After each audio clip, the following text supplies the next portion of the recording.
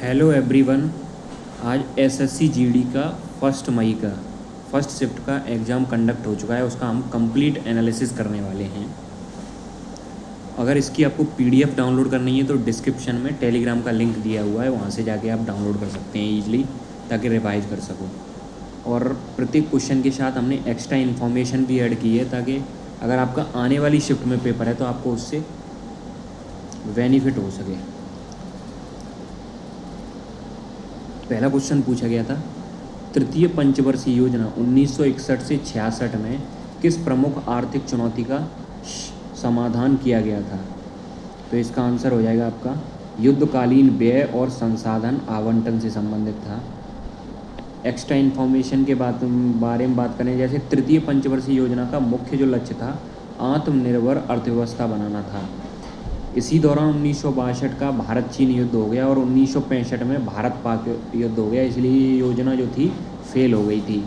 युद्ध के कारण संसाधनों का बड़ा हिस्सा रक्षा पर खर्च हुआ, इसी वजह से योजना अपने लक्ष्यों को पूरी तरह प्राप्त नहीं कर पाई। अब पंचवर्षीय योजना से क्वेश्चन पूछा गया है, तो अब जितने भी इम्पोर्टेंट पॉइंट्स बनते हैं पंचवर्षीय योजना से उनको डिस्कस करते हैं।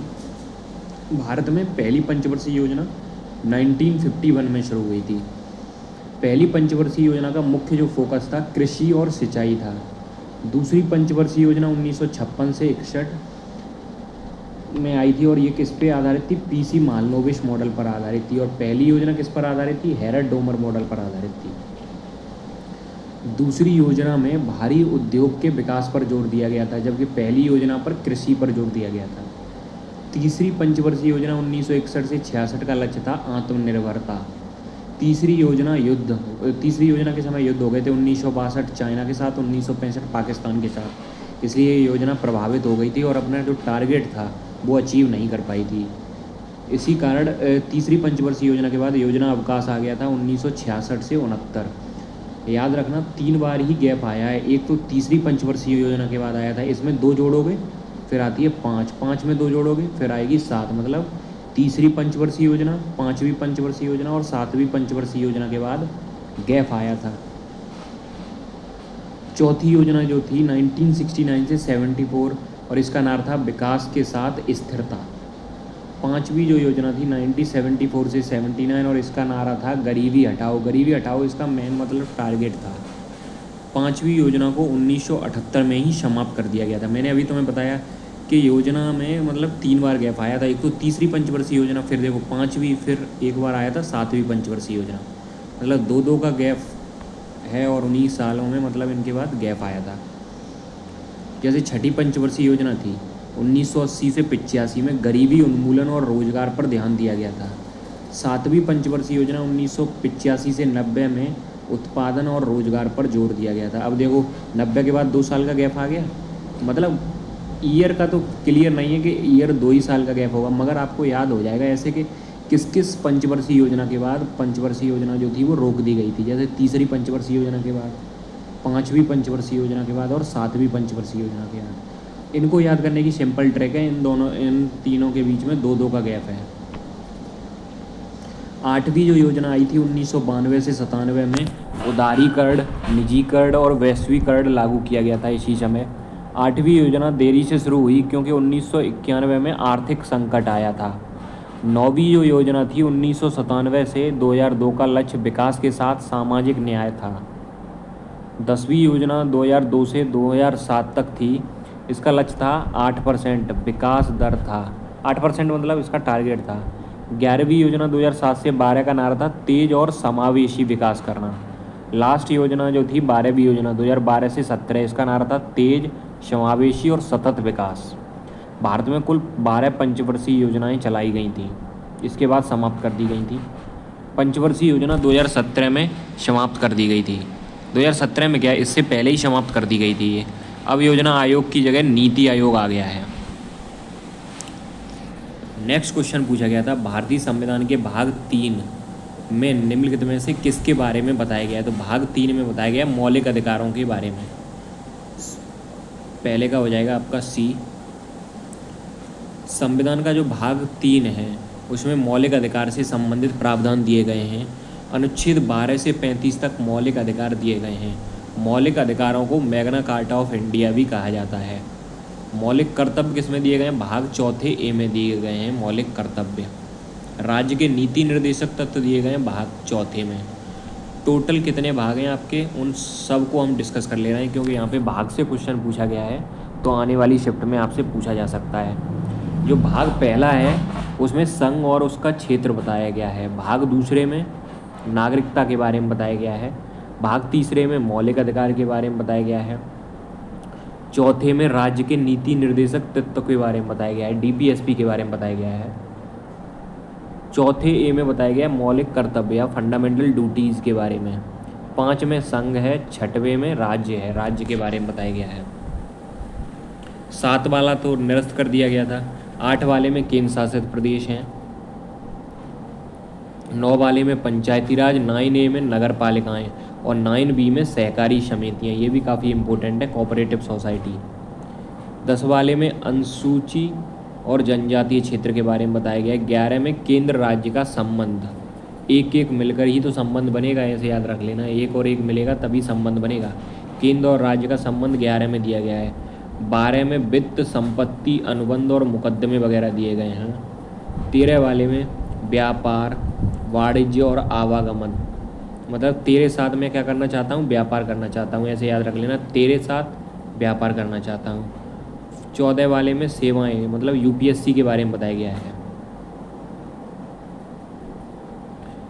14A के बारे में बात करें तो इसमें अधिकरण या ट्रिब्यूनल्स के बारे में बताया गया है।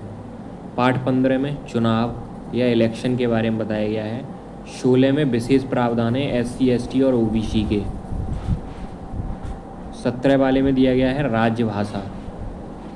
17 मतलब सत्र, और सत्र में क्या बोली जाती है, भाषा ही तो बोली जाएगी, तो 17 वाले में राजभाषा दी गई है। 18 वाले में आपातकालीन प्रावधान, इमरजेंसी, जब 18 का हो जाए ना कोई बच्चा तो फिर इमरजेंसी वाली सिचुएशन हो जाती है, क्योंकि उसके बाद या तो वो सुधर सकता है या फिर बिगड़ने वाले रास्ते पे पड़ जाएगा, इसे ऐसे याद रख लेना।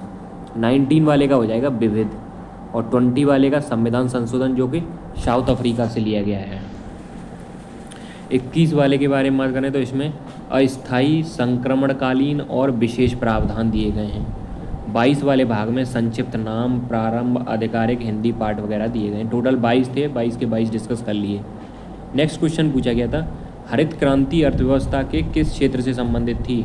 तो इसका आंसर हो जाएगा आपका कृषि क्षेत्र से संबंधित थी ये। हरित क्रांति का संबंध कृषि उत्पादन बढ़ाने से था। भारत में इसकी शुरुआत 1960 के दशक में हुई थी। इसके जनक माने जाते हैं डॉक्टर MS स्वामीनाथन। मुख्य फसल इसमें गेहूं और चावल थी। उन्नत बीज, उर्वरक और सिंचाई तकनीकी का उपयोग किया गया है इसमें। हरित क्रांति के बारे में बात करें तो हरित क्रांति खाद्यान्न उत्पादन में वृद्धि जैसे गेहूं और चावल। श्वेत क्रांति दुग्ध उत्पादन जैसे ऑपरेशन फ्लड से संबंधित थी। नीली क्रांति मत्स्य उत्पादन से संबंधित है। पीली क्रांति जो है तिलहन उत्पादन से संबंधित है।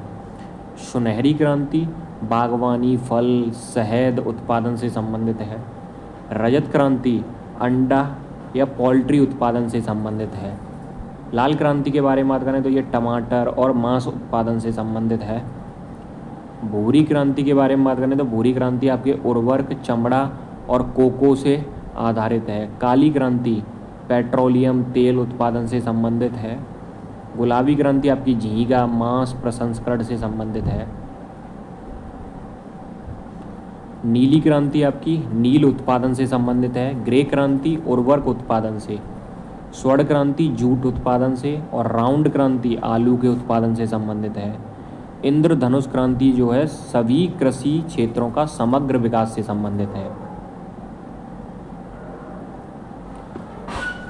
नेक्स्ट क्वेश्चन था, संगीत अकादमी से प्रतिष्ठित नृत्य कलानिधि पुरस्कार जीतने वाली लक्ष्मी विश्वनाथन जो थी किस नृत्य शैली के लिए प्रसिद्ध थी? तो इसका आंसर हो जाएगा आपका भरतनाट्यम। लक्ष्मी विश्वनाथन प्रसिद्ध भरतनाट्यम नृत्यांगना थी। उन्हें संगीत अकादमी का नृत्य कलानिधि पुरस्कार मिला था। यह पुरस्कार शास्त्रीय नृत्य के क्षेत्र में उच्च सम्मान माना जाता है। भारतनाट्यम का उद्गम कहाँ पे हुआ था? तमिलनाडु से हुआ है। नेक्स्ट क्वेश्चन पूछा गया था, माइकल फैराडे ने विद्युत चुम्बकीय प्रेरण जो विद्युत ट्रांसफार्मर और जनरेटर के पीछे का सिद्धांत है की खोज कब की थी? तो माइकल फैराडे ने विद्युत चुम्बकीय प्रेरण की खोज 1831 में की थी। माइकल फैराडे ने 1831 में विद्युत चुम्बकीय प्रेरण की खोज की थी। यह सिद्धांत ट्रांसफार्मर और जनरेटर का आधार है। फैराडे को आधुनिक विद्युत विज्ञान का जनक माना जाता है। इससे बिजली उत्पादन में क्रांति आई थी।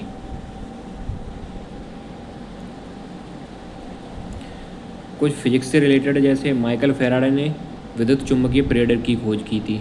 आइजैक न्यूटन ने गुरुत्वाकर्षण का नियम दिया था। आइंस्टीन ने सापेक्षता का सिद्धांत दिया था। जेम्स क्लार्क मैक्सवेल ने विद्युत चुम्बकीय तरंगों के बारे में बताया था। हेनरी बैकरल ने रेडियो धार्मिकता या रेडियो एक्टिविटी के बारे में बताया था। ब्लेहम रॉन्टेजन ने एक्सरे के बारे में बताया था। नील्स बोर परमाणु मॉडल दिया था नील्स बोर ने। जे थॉमसन ने इलेक्ट्रॉन की खोज की थी और रदरफोर्ड ने नाभिक की खोज की थी।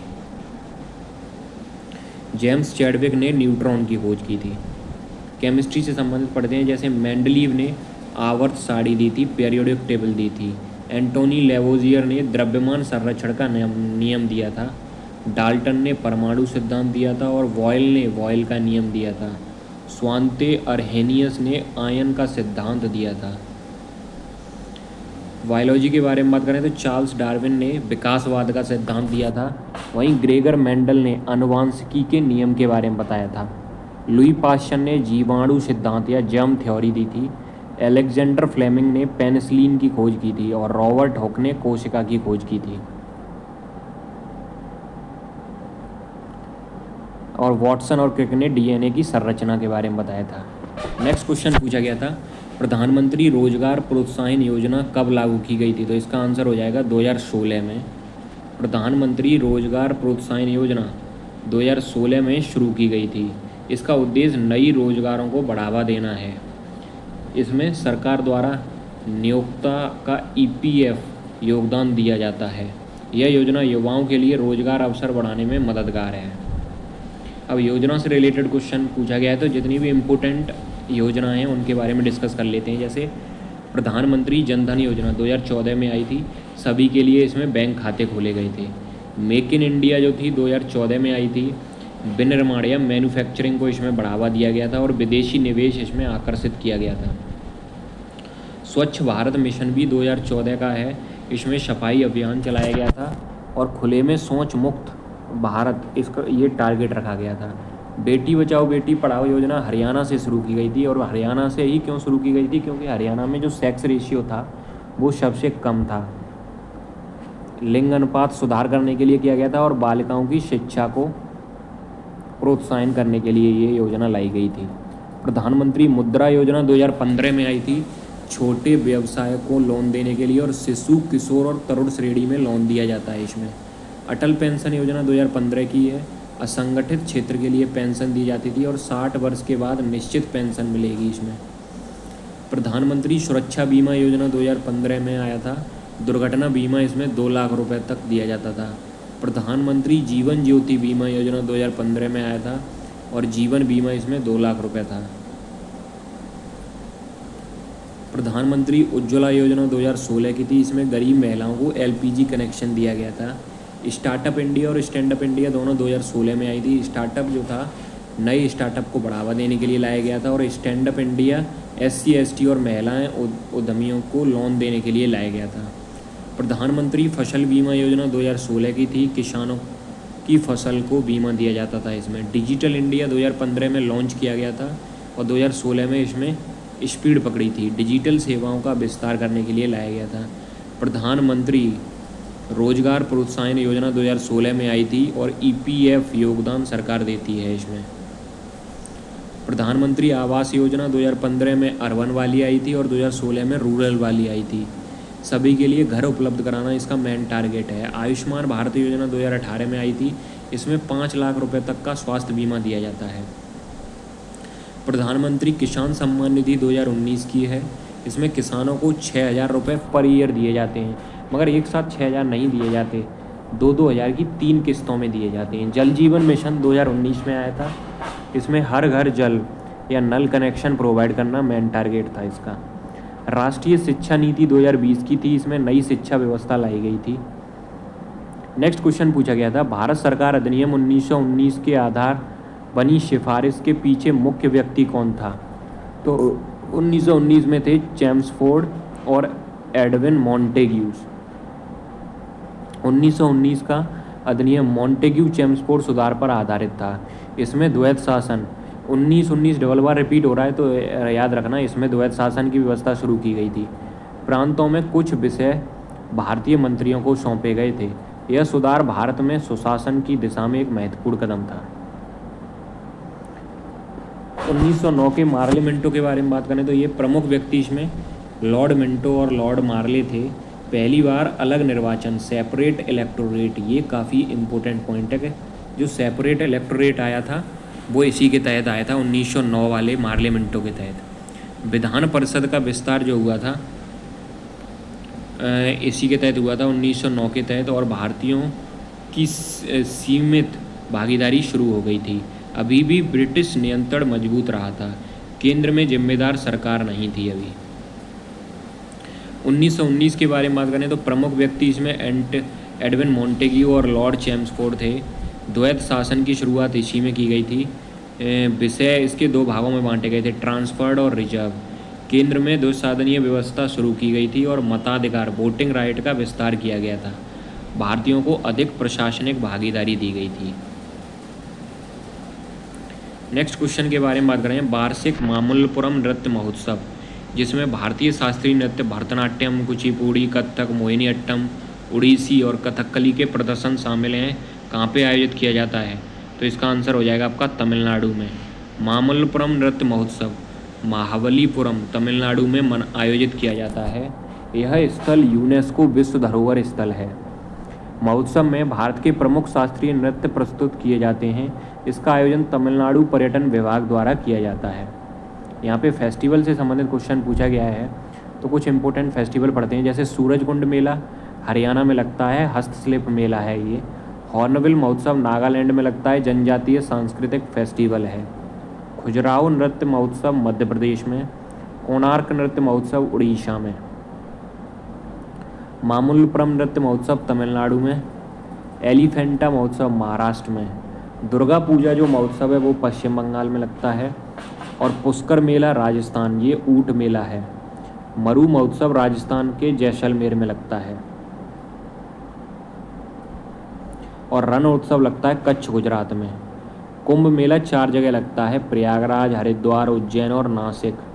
हेमिस जो महोत्सव है वो लद्दाख में मनाया जाता है और बौद्ध संप्रदाय से संबंधित है ये। ओनम केरल राज्य द्वारा मनाया जाता है, बिहू असम द्वारा, पोंगल तमिलनाडु द्वारा। बैसाखी पंजाब में परफॉर्म किया जाता है। वहीं नवरात्रि या गरबा के बारे में बात करें तो गुजरात में। जयपुर लिटरेचर फेस्टिवल राजस्थान में होता है। गोवा कार्निवल गोवा में होता है। इंटरनेशनल काइट फेस्टिवल गुजरात में होता है। Cherry blossom festival Shillong Meghalaya में होता है। जैसलमेर डेजर्ट फेस्टिवल राजस्थान में होता है। नेक्स्ट क्वेश्चन के बारे में बात करते हैं, पृथ्वी पर 2 सबसे अधिक वर्षा वाले स्थान कौन से हैं जहां एक वर्ष में 1080 सेंटीमीटर से अधिक वर्षा होती है? तो चेरापूंजी और माशिनराम है, सी इसका सही हो जाएगा। माशिनराम जो कि मेघालय दुनिया का सबसे अधिक वर्षा वाला स्थान है। चेरापूंजी दूसरा सबसे अधिक वर्षा वाला स्थान है, ये भी मेघालय में है। यहाँ वार्षिक वर्षा 1000 सेंटीमीटर से भी अधिक होती है। यह क्षेत्र खासी पहाड़ियों में स्थित है। 3 पहाड़ियाँ हैं, गारो, खासी और जयंतिया। जो खासी पहाड़ी है उसी पहाड़ी पे ये दोनों स्थान हैं। नेक्स्ट क्वेश्चन पूछा गया था, भारत में पहले एशियाई खेल कहाँ आयोजित किए गए थे? तो ऑब्वियस सी बात है, भारत में 2 ही बार जो एशियन गेम्स हुए हैं वो दोनों दिल्ली में हुए हैं, तो सी इसका सही हो जाएगा। पहले एशियाई खेल 1951 में आयोजित हुए थे और इनका आयोजन नई दिल्ली में किया गया था। इसमें 11 देशों ने भाग लिया था। यह एशिया का सबसे बड़ा बहुखेल आयोजन है। एशियन खेल की शुरुआत तो 1951 में हुई थी। पहले एशियाई खेल नई दिल्ली भारत में आयोजित हुए थे। इसका आयोजन जो संस्था है ओलंपिक काउंसिल ऑफ एशिया है। एशियाई खेल हर 4 वर्ष में आयोजित होते हैं, इन्हें एशियाड भी कहा जाता है। 2018 के एशियन गेम्स जकार्ता इंडोनेशिया में हुए थे। 2022 के एशियन गेम्स हांगझोउ चीन 2023 में आयोजित हुए थे ये, और 2026 के Asian games IG Nagoya Japan में होंगे। भारत ने 1951 में पहली बार मेज़बानी की थी। 1982 एशियन खेल भी नई दिल्ली दूसरी बार आयोजित किए गए थे। 1982 एशियन खेल का शुभंकर जो था अप्पू या हाथी था। भारत का सर्वश्रेष्ठ प्रदर्शन 2022 में हांगझोउ में हुआ था। भारत ने 2022 में 100 से ज़्यादा पदक जीते थे। एशियन खेलों का प्रतीक उगता हुआ सूरज है। मोटो इसका एवर ऑनवर्ड है। सबसे अधिक पदक जीतने वाला देश है चाइना। 1951 में भाग लेने वाला देश कितने थे? 11 देश थे। एशियन खेलों में ओलंपिक जैसे कई खेल शामिल होते हैं। नेक्स्ट क्वेश्चन पूछा गया था, भारत के संविधान का कौन सा अनुच्छेद संघ लोक सेवा आयोग से संबंधित है? तो इसका आंसर हो जाएगा आपका 315 से लेके 323। यूपीएससी का जो बर्डन है भाग 14 में दिया गया है, वो अनुच्छेद 315 से 23 तक संघ लोक सेवा आयोग के बारे में बताया गया है। यूपीएससी का कार्य जो है भर्ती, परीक्षा और सलाह देना है। यह एक संवैधानिक निकाय है। नेक्स्ट क्वेश्चन पूछा गया था, निम्नलिखित में से कौन सा वेद मुख्य रूप से बुरी आत्माओं और बीमारियों से बचाव के लिए जादू के मंत्रों और आकर्षण का संग्रह है? तो इसका आंसर हो जाएगा आपका अथर्ववेद। अथर्ववेद में जादू, टोना, टोटका, उपचार से जुड़े मंत्र मिलते हैं। इसे लोक जीवन का वेद भी कहा जाता है। इसमें रोगों से बचाव और शांति के मंत्र शामिल हैं। अन्य वेद इसमें ऋग्वेद जैसे श्रोता, यजुर्वेद यज्ञ और सामवेद संगीत से संबंधित है। ऋग्वेद के बारे में बात करें तो ऋग्वेद सबसे प्राचीन वेद है। इसमें 1028 सूक्त या हाइम्स हैं। देवताओं की स्तुति इंद्र, अग्नि और वरुण की जाती है। गायत्री मंत्र जो है ऋग्वेद से संबंधित है। आर्य जीवन की जानकारी ऋग्वेद से ही मिलती है। यजुर्वेद के बारे में बात करें, यज्ञ और अनुष्ठान का वेद यजुर्वेद को बोला जाता है। इसमें गद्य और पद्य दोनों हैं, 2 भाग हैं इसके, शुक्ल यजुर्वेद और कृष्ण यजुर्वेद। पुजारी जो होता है, पुजारी द्वारा उपयोग किया जाता है ये। सामवेद के बारे में बात करें, संगीत या गान का वेद है। अधिकतर मंत्र ऋग्वेद से लिए गए हैं। इसमें भारतीय संगीत का आधार बोला जाता है। इसके पुजारी को उद्गाता बोला जाता है। अथर्ववेद के बारे में बात करें, अथर्ववेद जादू, टोना, रोग निवारण तंत्र मंत्र से संबंधित है। लोक जीवन से संबंधित है। सामाजिक और घरेलू जीवन की जानकारी मिलती है। चिकित्सा से जुड़े मंत्र भी इसी में मिलते हैं।